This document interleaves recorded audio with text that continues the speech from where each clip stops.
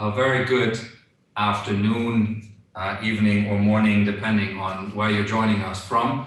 My name is Bastian Diegerich. I'm the Director for Defense and Military Analysis at the IISS, and it is my pleasure to welcome you all today to this webinar and report launch, Revitalizing Arms Control, the Missile Technology Control Regime, and the Hague Code of Conduct against Ballistic Missile Proliferation. We have a new paper that talks about this, and William Alberque, the author of that paper and the IISS Director of Strategy, Technology, and Arms Control, will introduce key thoughts of that paper in a minute. Before we go there, though, I want to say a few things. Namely, first of all, the paper is now available on the IISS webpage for download, so it is now there, and maybe one of my ever so helpful colleagues can drop the link into the chat function so that it's easy for you all to download. I would also want to mention that this is a paper that was written as part of the Missile Dialogue Initiative, a project we've been very pleased to implement since 2019 in cooperation with the Federal Republic of Germany and its Foreign Office. And we will hear a perspective from the Auswärtiges Amt as part of our proceedings today as well. We're very grateful for their support, and we're very grateful also to the many Missile Dialogue Initiative experts who are joining this webinar today as well. We, of course, after our introductory remarks, we would like to get you involved, and we'd like to give you the opportunity to ask questions, to make comments. There are several ways in which you can do that. There's a slide now going up that shows you how to use the Q&A functionality, how to raise your electronic hand. Should I call on you after you've raised your electronic hand, it will take a few seconds for you to become visible. Keep in mind that at that point your camera might be activated, so just always good to think about that. So there are ways in which you can interact. I think the chat function is also active in case you want to comment on things or provide additional material, additional thoughts. So we're very much looking forward to this. So with those remarks out of the way, let us get into the subject matter. And I'll ask William to say a few words about the key arguments in the paper. It is a paper that makes a case for reform. It makes the case for, I think what is fair to say, ambitious reform of these two regimes and what they might be able to achieve. So William, I'll hand it over to you. Why don't you take us through the main aspects of your paper, William? Thank you so much, Bastian, for asking me months ago now, 9 months, 10 months ago, to write a paper that looks at the Missile Technology Control Regime and the Hague Code of Conduct and tries to think of how best to control missiles moving forward. Originally, I was asked to do what we call a SWOT analysis: strengths, weaknesses, opportunities, threats, for each one. And as I went through both, I found that each of these agreements has different strengths and weaknesses. But really a lot of the opportunities and threats tend to come together in my mind. And so that realization as I went through this process ended up steering my recommendations, which I'll get to in just a moment. I would be remiss though without thanking Auswärtiges Amt and Ambassador Rutger Bohn and Ambassador Susanne Baumann for involving me from the very early stages of the Missile Dialogue Initiative. In addition to IISS, I was involved in my previous job as the NATO Director of Arms Control, Disarmament, and WMD Non-Proliferation. I am now here at IISS, taking over what was the Non-Proliferation and Nuclear Policy portfolio and trying to rebrand it as strategy, technology, and arms control to look at the broader set of tools that we have to address proliferation and military threats and security issues around the world. And this is the perfect example where I think what we end up needing is a set of agreements that looks at non-proliferation, export control, but we need to look through all of this through the lens of the drivers, the issues that make countries seek missiles and how we can overcome them. So in the paper, I start off, and let me just say this right from the start, I think the missile technology control regime is an unalloyed good. It is a good thing. It is an extraordinary achievement. 1987, a bunch of countries, the G7 gets together and thinks about how they can limit the spread of missiles.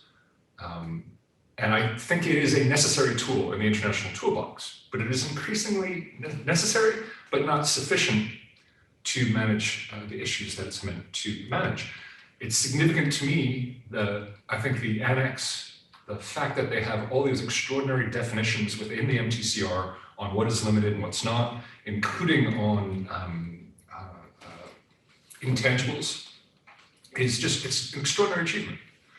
And you can see when the world needs to come together and limit missiles development from one country, whether it's North Korea or Iran or whatever country, or the DPRK, they tend to look to the annex of the MTCR for those definitions. So not only is it good in and of itself, but its application across the United Nations is significant. The Hague Code of Conduct then, coming out of the MTCR, 2002, a great idea, also looking at things like space launch vehicles and space programs.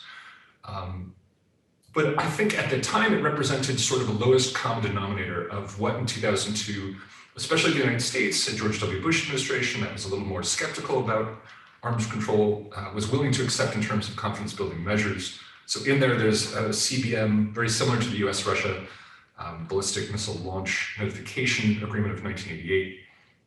And of course, in Hague Code of Conduct, you have a huge membership, but what I would say is spotty compliance and no development of further CBMs since 2002. What's changed since then? Well, the technology has changed radically.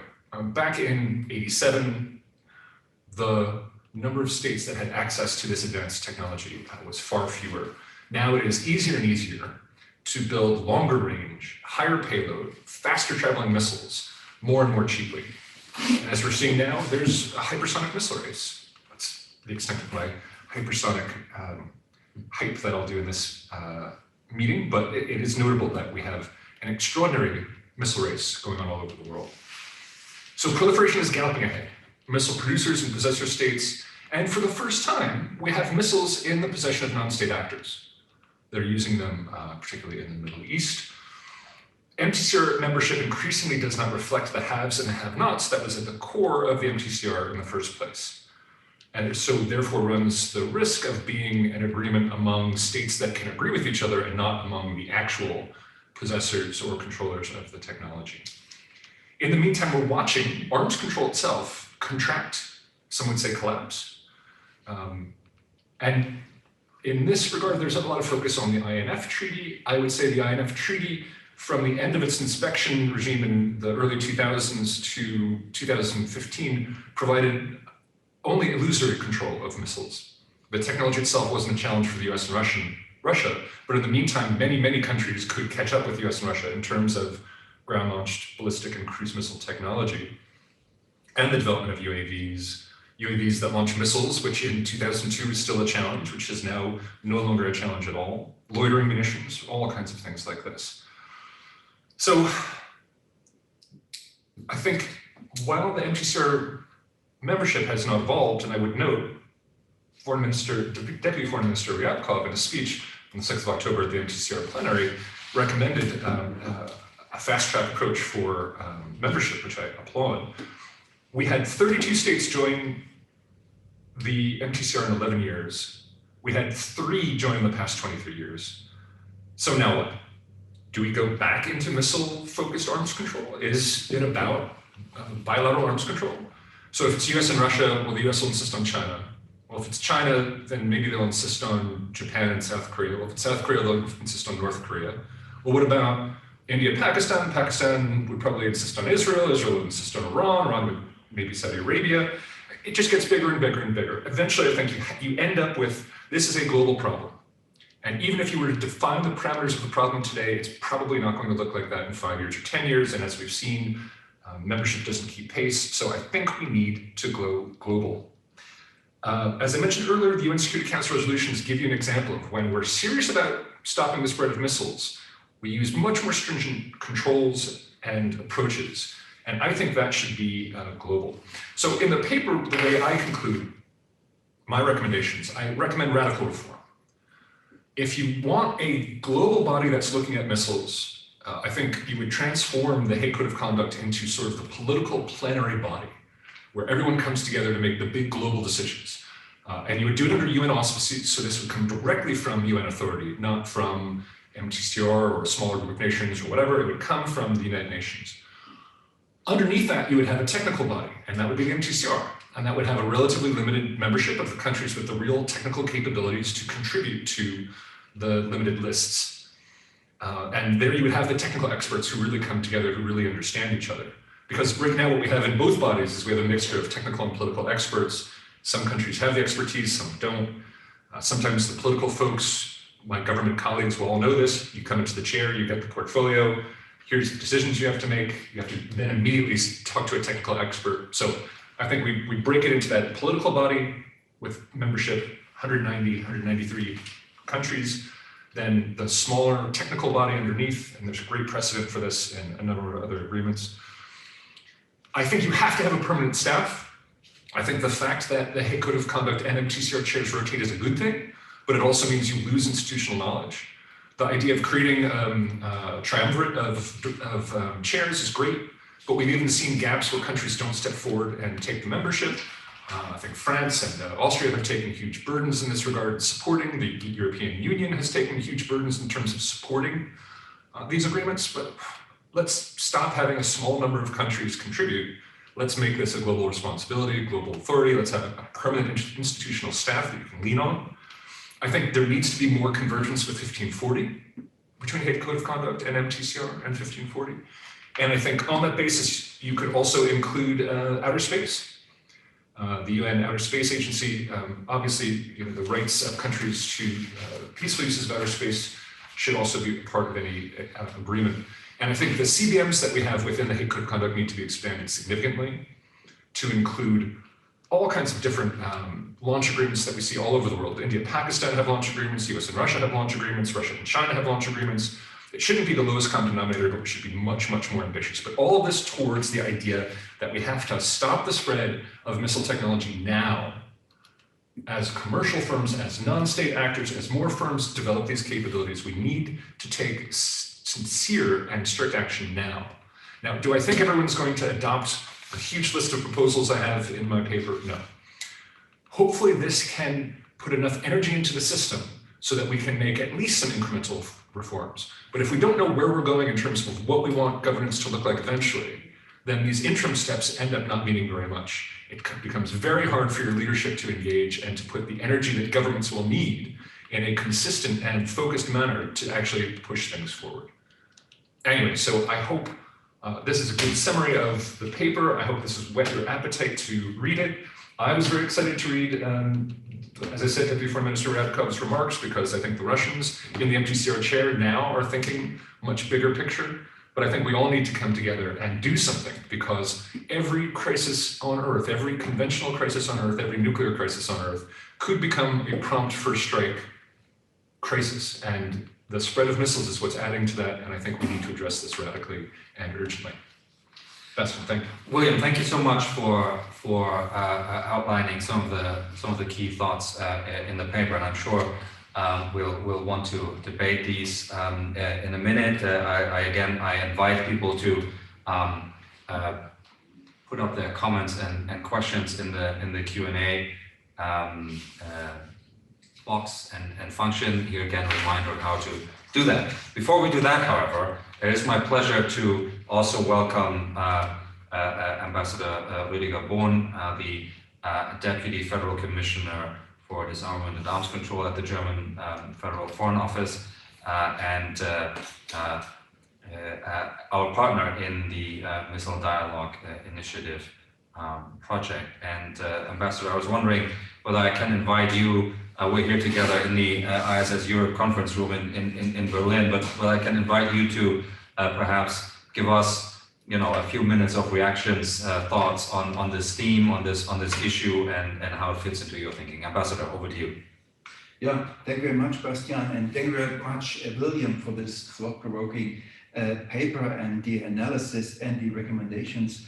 This is exactly what the Missile Dialogue Initiative was created for. I remember in 2019 when Foreign Minister Maas launched the initiative, we were at the height of the INF crisis. And at that time, it was the feeling that wherever tensions are growing, missile issues are at the core of the matter. From the INF violating missile to new hypersonic systems, to the Chinese military build-up, to the leaps in the North Korean missile development, or in other words, from the spread and proliferation of old technologies to increased versatility and affordability of missile systems. So we are glad to have IISS as partners from the very outset.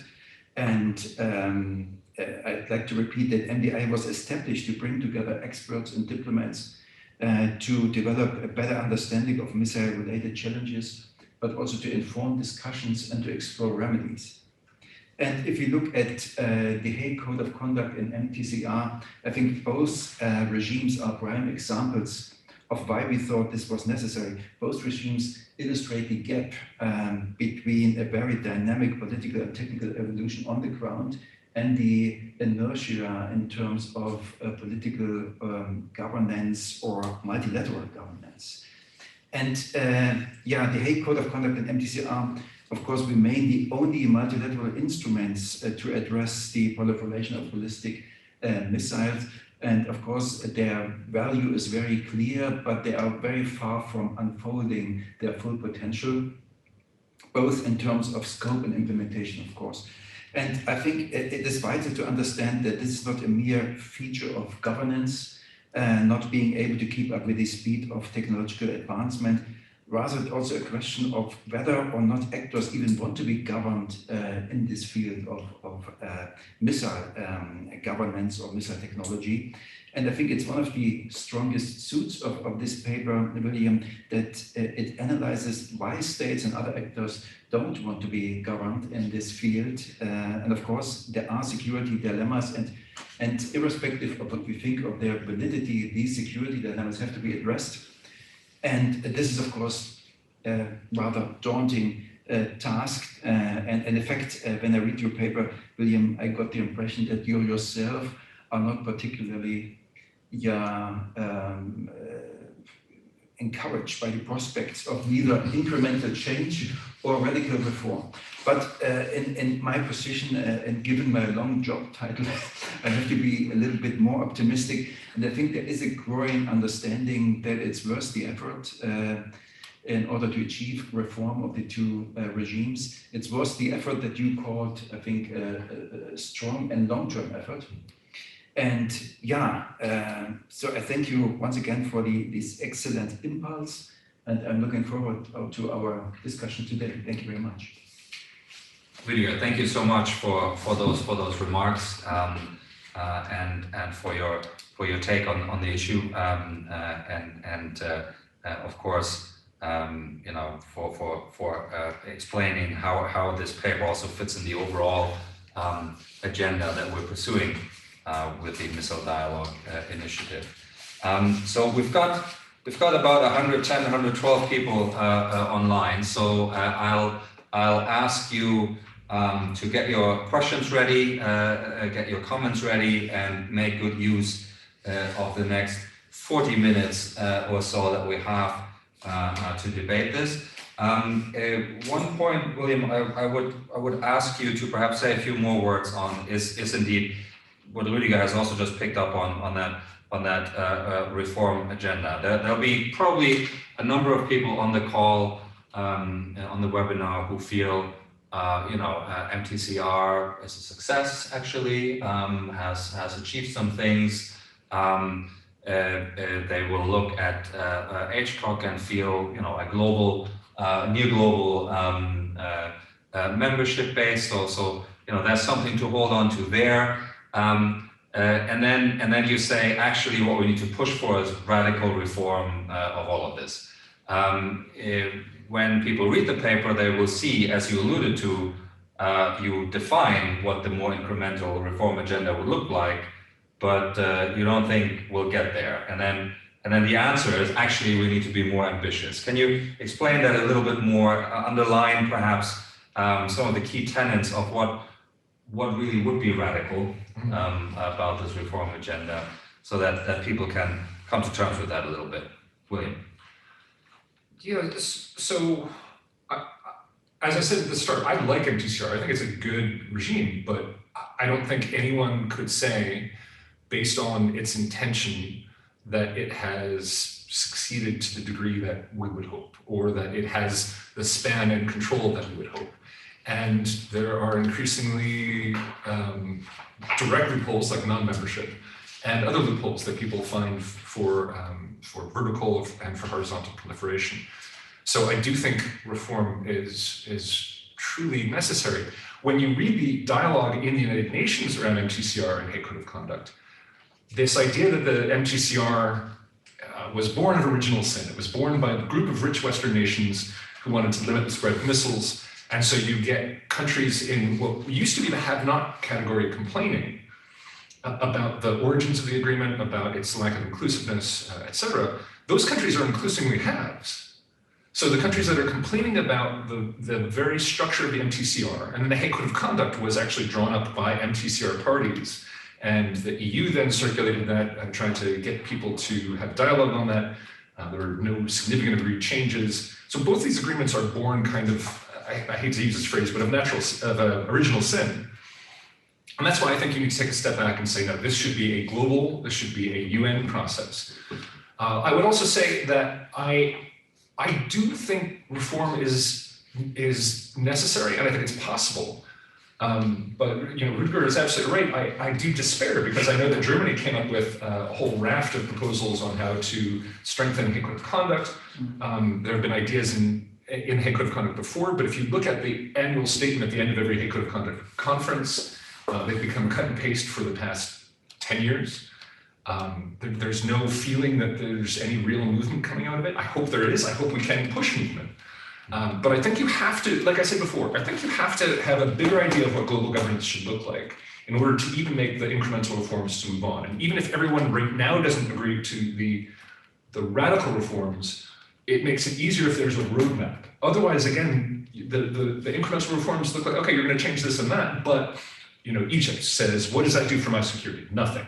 So I'm not going to agree to anything. But if you say, no, we're moving towards this, we can either do it in a big bang or we can do it in a series of steps. But in my time in government and international organizations, if you don't have a big idea of where you're going, if you don't know where you want to end up, then it doesn't matter how you get there. And getting consensus on any change is going to be much, much harder. Whereas if you have a really big idea, you can build that over time and you can change things over time. I mean, I hope heads of state will just come in and say, no, this missile threat's too big. We need to put real energy into changing this tomorrow.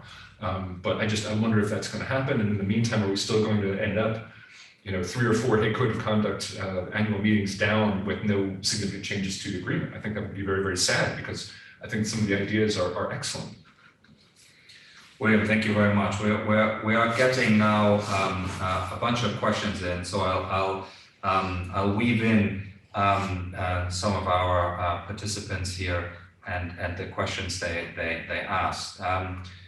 So Michael Spies, for example, the acting head of the Science and Technology Unit at the UN Office of Disarmament Affairs, is asking, thanking you for this interesting proposal, and is asking you to elaborate on your views on how this radical reform agenda could be taken forward within a UN General Assembly context.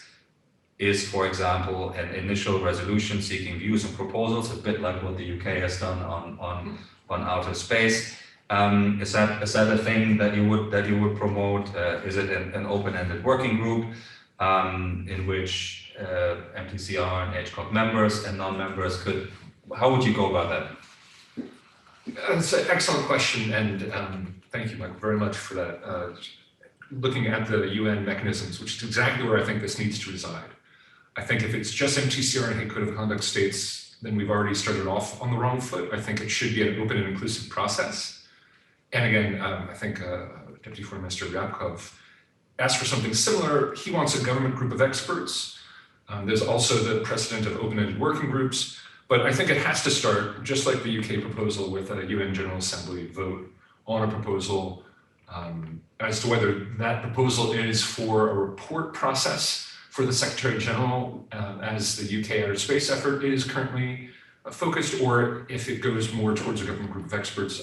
I'm not as bothered, but it has to start with an overwhelming UNGA vote in favor of reform, in favor of change, in favor of a global regime, an all-encompassing, all-member state UN regime. And on that basis, I think you can move forward.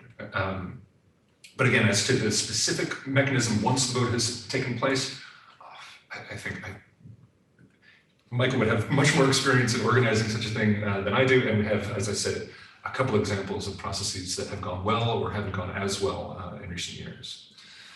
Let me pick up two more that are taking this a little bit further, and they're related points. One is from Gavin Hazelberg of I think the Dutch Foreign Ministry, and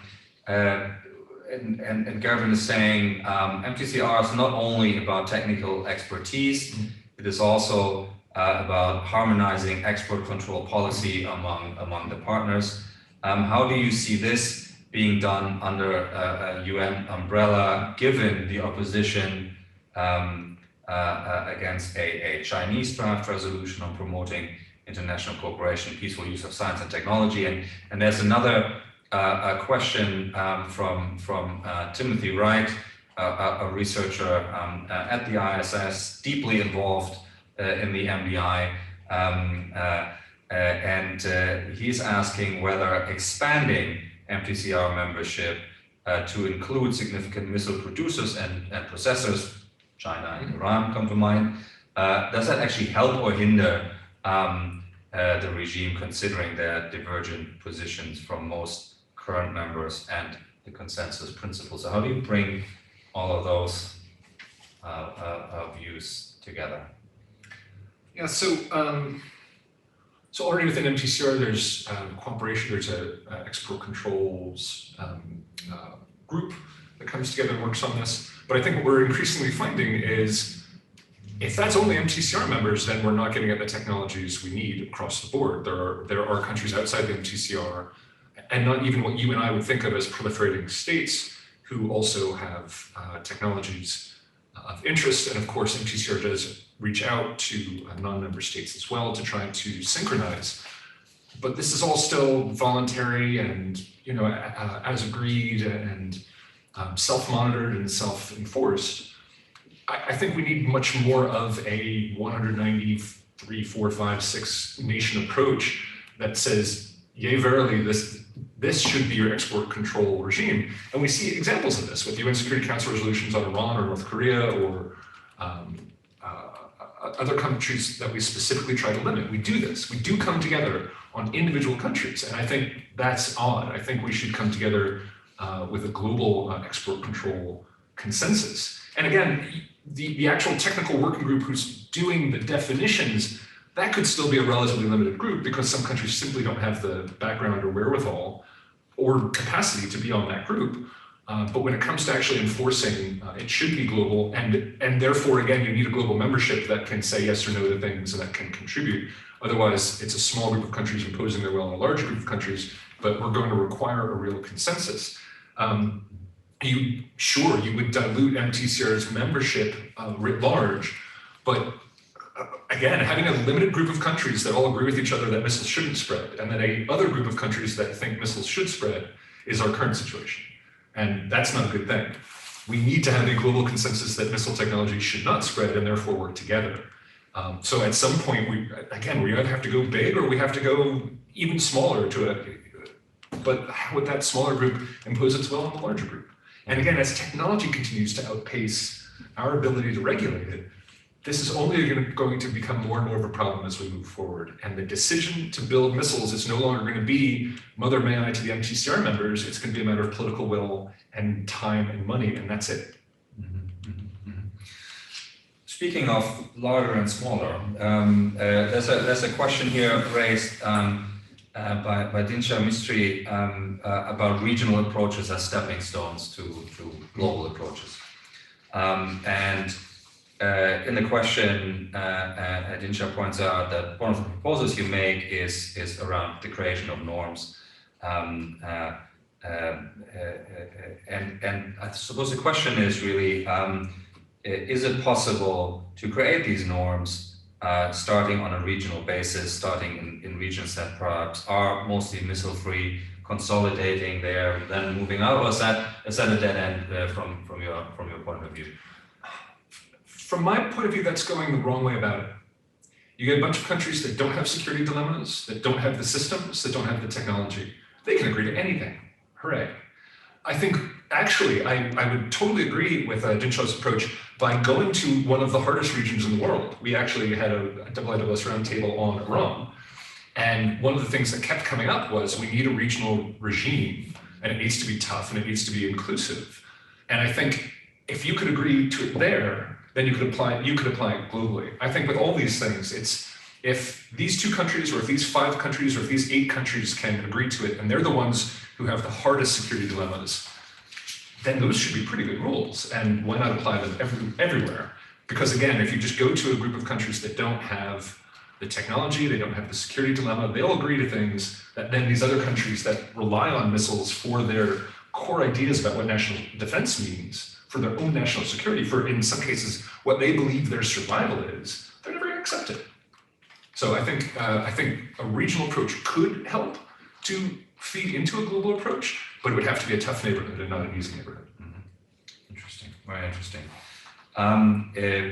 There's a question from Thomas Heinerci, and he is asking, or he's making the observation, until now we're only trying to control horizontal proliferation. Any thoughts you might have on how to address vertical missile proliferation multilaterally? And I should probably say that Thomas was the MTCR chair at 2020-21. So, William, you want to take that one on? Thanks, Thomas. It's a great question. Yes, at some point, I think the core of countries that are seeking the most dangerous technologies are going to have to come to some kind of agreement. And again, I think that starts with the toughest security dilemmas. So in this regard, I'm really curious to see what US-Russia bilateral strategic stability talks come out with. If they agree that there are things that should be limited, and they go to the P5, then they go to other countries that are seeking such technologies and say, this is too far, then we have to have a global conversation about how to limit those. And what the commercial or space aspects of that are, so that we don't also end up with a situation where a few nations that are seeking the weapons agree not to build them, but a degree of latency appears, where countries are building legitimate or masked weapon capabilities that they can then break out and change security dilemmas.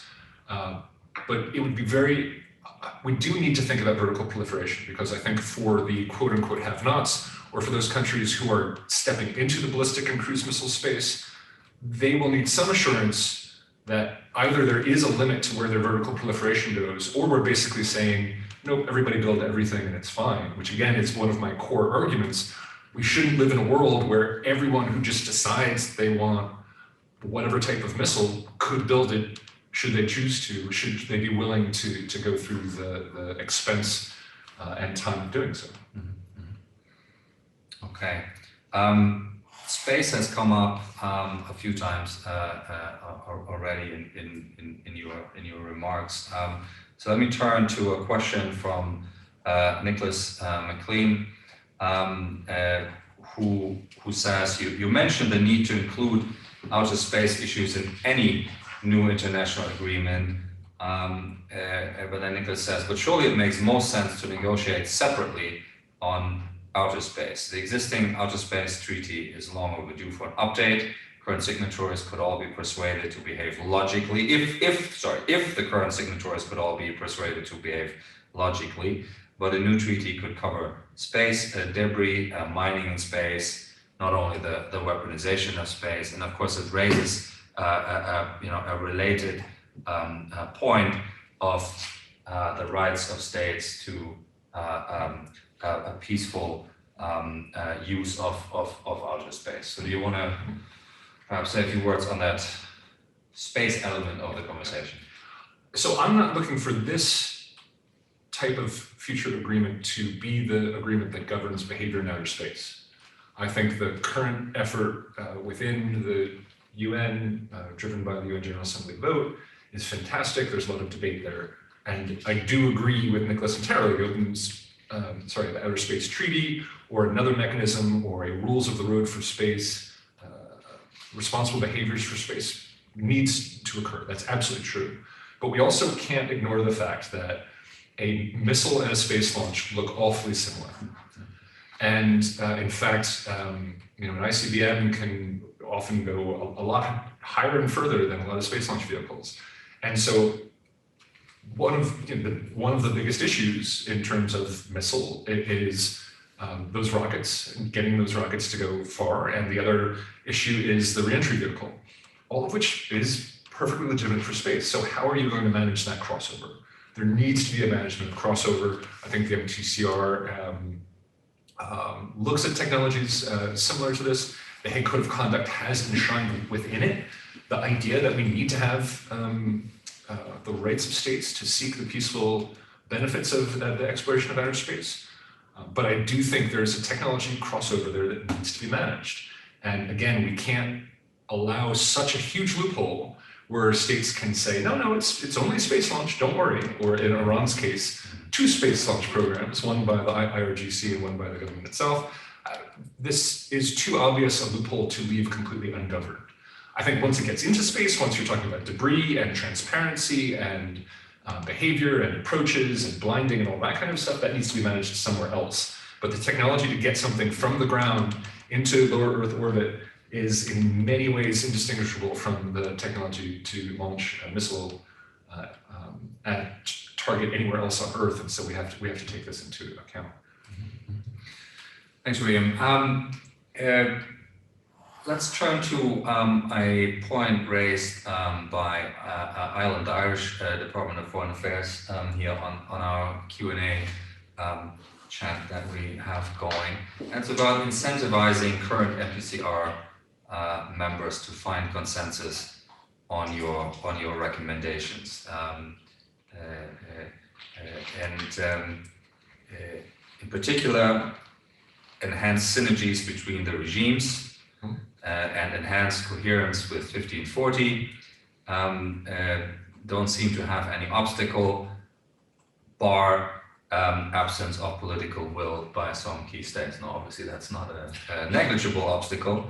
But what are the incentives to maybe overcome that when there is that current deficit of trust between some of the countries who we would consider as key stakeholders? What do you think the incentives might be, I guess, short of a strategic shock to the system? Well, and by bringing up strategic shock and trust, I don't think we're going to get trust. I think trust is too high a bar in the current security environment. But when you say current shock, I was actually stunned when the missile attack occurred, the missile and, was it cruise missiles and drones at the Aramco plant in Saudi a couple years ago? When that happened, I thought that was going to be enough of a shock for people 2019, to, 2019 to say, oh my gosh, when you have non-state actors regularly firing precision-guided missiles at states, I thought that would be enough of a shock. So I really think you need some dialogue. And again, I think this goes back to a bunch of the existing dialogues we have on strategic stability, that a lot of these bigger, more powerful states, including my own country of origin, need to discuss a better shared threat. Do Russia and China really think that every one of the countries that they face in their own security dilemmas, having all of these missiles is a good thing or a bad thing? And if it's a bad thing, how do we stop that? And again, I think Ryabkov's statement is a step towards, I think, Russia coming to the realization that we're looking at a period of still semi-controlled proliferation, but we may be entering a breakout point where every country that China, for instance, faces in the South China Sea might say, okay, we're going to build extended range anti-ship cruise missiles. And what will that do to the South China Sea? And what would that do to the Nine Dash Line and all these different disputes that are occurring? And the same thing with Russia. I think the material is there for the bigger countries to understand that the threat is real, and they must have a dialogue on shared threats. And they have to stop trying to get secondary or tertiary benefits out of this. Whether you can stop missile defense or not, I think is kind of sort of irrelevant to this discussion of, but okay, you don't like American missile defense, understood. In exchange for that, you just want every country to be able to build missiles, and you're going to then build your own missile defense against it? No, I think we have to come to agreement. This threat is out of control, and we need concerted action, but it comes from threat perceptions. And as long as states continue to think that the spread of missiles is a good thing for their security, or is something that they can ignore. But remember, a lot of this is all predicated back in the day when you could say, we can get 5 countries together, or back in '79, where you could say we can get 2 countries together and solve this.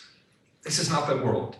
And so I think a core group of countries, whether it's US, Russia, whether it's the P5, whether it's a different configuration, say, no, this is real. We need to take action. We need to devote the political will to actually making change. And again, Ryabkov brought up his 1999 idea, Russia's 1999 idea, which would include security assurances and financial incentives. I don't think that's the right way to go. I don't think anyone would buy a security assurance from the P5 right now. Plus, security assurances from the P5 mean less when you have more nuclear weapon states than just the P5 and more players moving into that area. I don't think economic incentives is it, because I don't think countries are looking for missiles for money. I think they're looking at it for security dilemmas. So I do think more radical action is needed, but first it starts with a common understanding that this threat is real and growing, and that they're no longer in control. And once I think they understand that, then I think they can look at, okay, how do we retrench? Where do we draw the lines, and how do we make control real? So an opening for conversation with Russia in the MTCR chair around your reform agenda? Starting with their reform agenda, and then throw mine in and see where it all comes out. I don't mind. I come to this trying to put as much energy into the system as possible to try to evince change. I think there is a prospect, I think there is a doorway open for change with Russia's recent statements. So let's take them at their word and go for it and come in. They have their ideas, great. Let's come in with a radical set of reforms. Let's see where this ends up. But I also think you do need that discussion in the UN General Assembly. While this smaller conversation is happening, you do need to engage the broader UN membership and say, it's not a nuclear threat that might start World War III. It might be a conventional conflict between 2 conventionally armed states that then tips into craziness. And I can guarantee you that at that start of the conflict, it'll be missiles and drones and other things that are hard to detect, hard to stop. And so therefore, we either stumble into conflict, and I use Armenia and Azerbaijan as a great example, where I'm really glad that didn't tip out of control. But you can see Azerbaijan as an ally with Turkey, Turkey as an ally with NATO, Armenia as an ally with Russia, with actually Russian forces on their territory, Iran just to the south of it. This could have gone in a very, very different direction. And I don't think we should be rolling the dice on conflicts like this, even though the 2 countries at its core aren't big missile states, aren't big nuclear states. We need to pay more attention to all these conflicts, because I think we will see further missile proliferation around the world in all these places, and I don't think that's going to add to crisis stability. We've got a question from Andrew Horton, who is the MTCR technical expert meeting chair. And Andrew brings us right back to one of the central issues. He's saying, given the intention of the MTCR is to address unmanned WMD delivery systems, and it is not a general missile arms control regime, is there a risk that extending the scope of the regime will undermine its purpose, so dilute its purpose? MTCR, then second part of his point is MTCR covers cruise missile and UAV technologies, whilst HCoC is only concerned with ballistic missiles. So would your suggestion be in that overarching goal to bring all this together? Absolutely 100% correct. I would say that this global body that was be built out of the Hague Code of Conduct would stem from a UN General Assembly resolution on unmanned aerial weapon delivery systems. And in fact, I would divorce it from WMD entirely, because I don't think WMD are the core of, as you get longer range, increased precision, whether or not that's WMD on the tip matters less and less. So I do think he's exactly right. The global regime would need ballistic cruise, armed aerial vehicles, non-traditional ballistics, whatever, it's about longer range unmanned weapons delivery vehicles. That's what this is about. I would recommend that the MTCR remain underneath that as a subsidiary body with relatively limited membership, preserving its original purpose, well, not its original purpose, its current purpose, but strengthened and bolstered by the fact that its annex would then be applied by all UN member states and not just by the MTCR states. Does that run the risk of dilution? Absolutely, sure, yeah. And back in the early 90s, I saw a bunch of papers when I was doing research for this, recommending that we don't expand INF because it would dilute MTCR. And papers saying, no, we can't expand MTCR because it would, I get it, I understand, but where we are right now, I think we need change. And so I think we need to run some risks, because I think the risks that we're running right now without change are greater.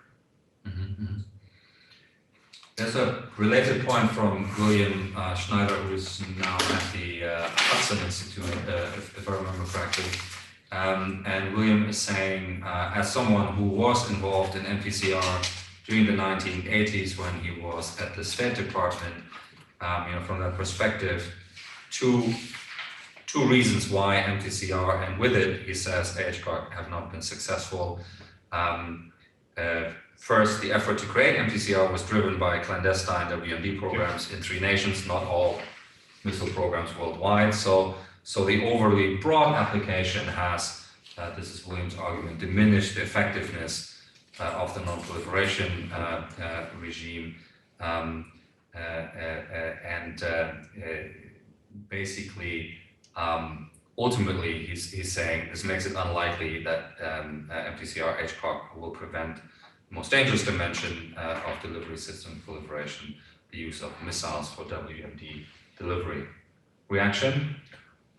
I understand completely. However, we are right now, for the first time, looking at ballistic missile proliferation without any connection to nuclear programs. We're even looking at sub-launched ballistic missiles coming from countries that do not have nuclear weapons programs. And like I said, precision, the reason you have a nuclear explosive on a missile typically is because you might miss. And therefore you need a big boom in order to put effects on target. So ironically, by having greater and greater precision, you reduce the role of nuclear weapons, but you increase the likelihood of the use of these missiles to strike strategic targets. And I think you've seen it in US military doctrine, you've seen it in Russian military doctrine. The replacement of nuclear missions with high precision, high effect conventional missions is a real thing. And so it may be that you don't need nuclear weapons at all. You only need very high precision conventional weapons. And by removing nuclear weapons from the exchange, you've made that conflict safe for war. Because without a nuclear threat, maybe you think you can manage escalation much more easily, you can manage the conflict much more easily. I would argue that conflict escalation is incredibly difficult to manage. And again, the lack of ability on an incoming missile to know whether that's a high precision cruise missile. We used to joke at NATO headquarters, we'll know whether 9M729 is nuclear or conventional after it hits the NAC. Comes in through the front door, takes a left and hits the NAC, because these missiles are that accurate. And they wouldn't need a nuke to destroy NATO headquarters. Whereas 30 years ago, yes, they would need a couple hundred kilotons to effectively make sure that they can destroy Mons or NATO. So I understand why that original connection between MTCR, missile control, and WMD programs made perfect sense. I get it 100%. But that's increasingly not the world we live in today. And so even the 500 kilogram limit, I understand why that limit was in there, but I think we need to acknowledge the role of conventional precision in strategic strikes, and therefore I still think it's worthy of limitation. Let me change to a slightly different aspect of the conversation and pull out Tracy Wilson's question. And Tracy says, the excellent paper notes one of the weaknesses of MTCR is a lack of verification mechanisms. And the question is about there being a need for an open source reporting platform, NGO-based, basically do naming and shaming of what would be considered destabilizing transfers of ballistic missiles or armed UAVs or associated technologies. What do you think of that? I think that's great. I commend the work of the Open Nuclear Network in this regard, trying to create a truly global OSM platform that can bring together everything and really bring big data to bear to analyze and to detect sooner proliferation patterns. Whatever you do in open source is great because it can direct public attention to things, and it can counter claims that are untrue made by one government against another. But ultimately, it's going to be governments being able to detect and to act on. So an open source reporting could certainly empower smaller countries to see things that bigger countries, in other words, big countries have the ability to see this, but small countries don't. So that might be helpful in terms of, again, building support for action. But ultimately, I think that governments themselves need to work more closely on this and on seeing and understanding things. And I actually thought the question was going to go in a slightly different direction. What about enforcement? In this regard, the Proliferation Security Initiative is an idea where an outside agreement, an informal grouping of nations trying to interdict illegal exports of WD and delivery-related systems. In the UN Security Council resolutions, you see agreements on enforcement. So I think enforcement, if you can do it in a UN Security Council resolution for North Korea or for Iran, then I think you can do it in an agreement like this. And I do think, if not teeth, at least verifiability is something that will give people confidence that that overt or clandestine horizontal proliferation is not occurring, and that all the members are accountable for their actions. On the detection point, that kind of just reared its head in your answer there. With new technologies for detection, is there a possibility, you think, for a ban on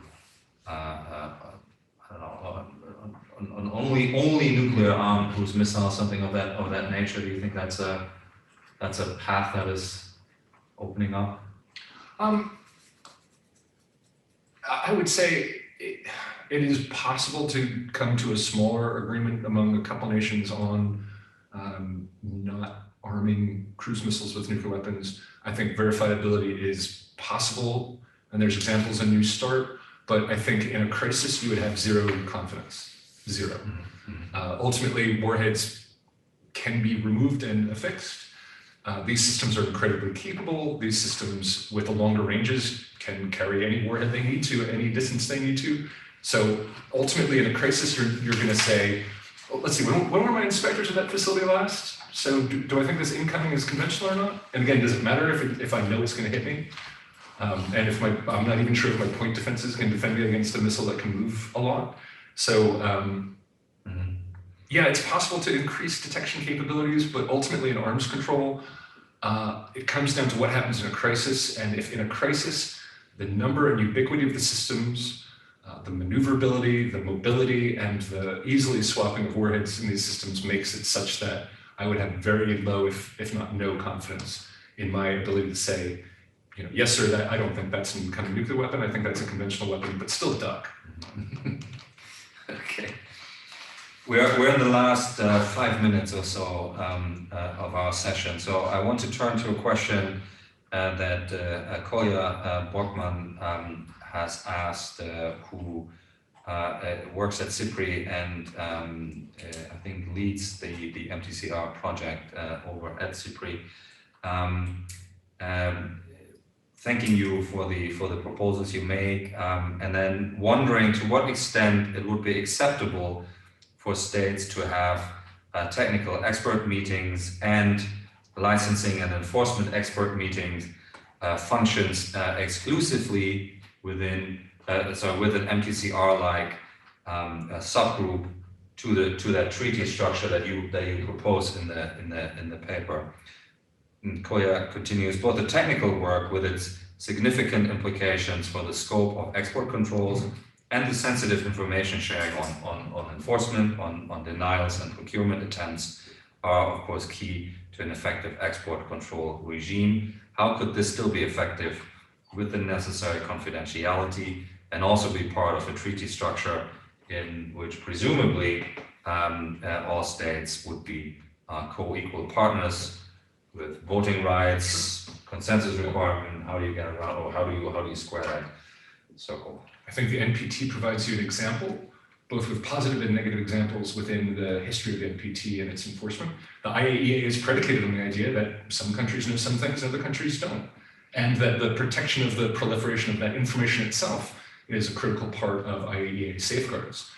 So I think there's great precedence for having within a technical secretariat access to information on behalf of states that don't then have access to that information. I think that's okay. I think that is doable. And I think there are, again, there's some negative examples that we've seen from that. There are some deleterious effects, and there's certainly some lessons learned from the NPT community if you were going to apply something like that. But ultimately, you are looking at a discriminatory regime. So ultimately, you do want the TEM and the LEM to have limited membership, but then all of that would report out, just like the IAEA, to a Hague Code of Conduct / Board of Governors, who would that larger body with all the members would still take decisions on behalf of all member states. Thank you. Rüdiger, would you like to add a few thoughts on? Yeah, I'd like to react to a number of points. I don't know if we are still at the time. If you can do it in 2 minutes, that would be fantastic. Yeah, maybe 3 points. 1 point is we discussed whether we should go through the United Nations. This is, of course, theoretically, from my point of view, it's possible. The usual toolbox is then using resolutions, building GGEs, these governmental group of governmental expert groups, open-ended working groups, and so on. The big challenge is to keep the, what I would call the technology countries aboard, not only the so-called NAM countries. So I think it would be equally important that the MTCR and HCoC countries would also look to it that they reform their respective regimes. The German government has always argued for reform, and we have smaller steps there on our agenda. For instance, developing criteria for the reports on ballistic missiles in the HCoC regime, or on the pre-launch notifications, because the reporting is not unified, not standardized. So this is one possible smaller step. Then regarding regional regimes, I'm very much in favor of regional regimes, because at the end of the day, it depends on the respective threat perceptions. If countries have something to lose, if they face a robust conflict, then they are more inclined to use arms control and not only deterrence.